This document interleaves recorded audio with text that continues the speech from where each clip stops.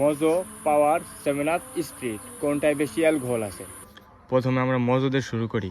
আমি এক ভিডিওতে দেখছিলাম সাধারণত 10%-এর উপরে যদি অ্যালকোহল থাকে তাহলে সেটা আগুন ধরবে। প্রথমে আমরা মজো দিয়ে শুরু করি। আমরা একটু মজো ঢাইলে নেব। ও, যদি এটা আগুন ধরে তাহলে আমরা ভাববো যে এটা অ্যালকোহল আছে।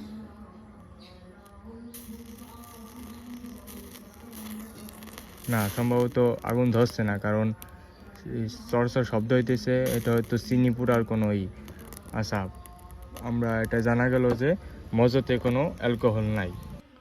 এখন প্রথমে আমরা মজো করছি, এখন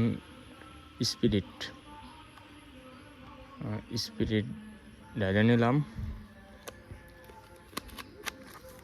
তারপর এখন 7 আপ। বাবা, 7 আপের একটু জাজটা বেশি। এখন 7 আপটা ঢেলে নেব, বেশি দেওয়া লাগে না। ও, এটা দিয়ে হাওয়া বেরোতেছে। এখন হচ্ছে পাওয়ার।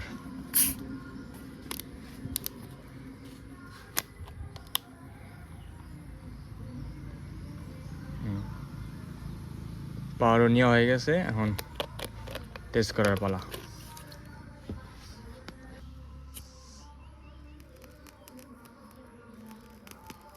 এটার সাথে মজা লাগেছিল তো, তাই সরসর শব্দ লাগছে। দেখা যাক এখন কি হয়। প্রথমে এই পাশে তো আমরা স্পিড দিছি না, স্পিডটা দেখা যাক। না, কোনো রেসপন্স নাই, তলের বোর্ড পুড়ে যেতেছে। এখন 7 আপ।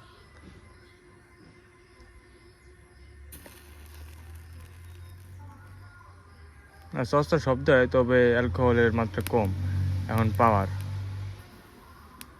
না, এটাও ধরে না, মোমবাতি নিভে যাইতেছে।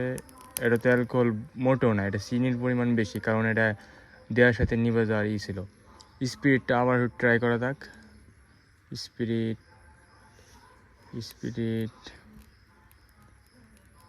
হালকা হালকা জ্বলতেছে, এই যে হালকা হালকা আছে অ্যালকোহলের মাত্রা, হালকা হালকা আছে। প্রথমে আমরা মজো টেস্ট করলাম, তা মজোতে হালকা বোঝা যায় নাই তেমন একটা, চিনির পরিমাণ বেশি। তারপরে স্পিরিট, হ্যাঁ, এইগুলা চাইতে স্পিরিটটা একটু বেশি অ্যালকোহলের মাত্রা আছে। তার 7 আপে তেমন কিছু নাই। পাওয়ারে তো একবারে চিনির পরিমাণ প্রচুর। তো এইগুলো খাইলে সমস্যা তো একটু হয়, কিন্তু স্পিরিটটা একটু বেশি সমস্যার সম্ভাবনা আছে।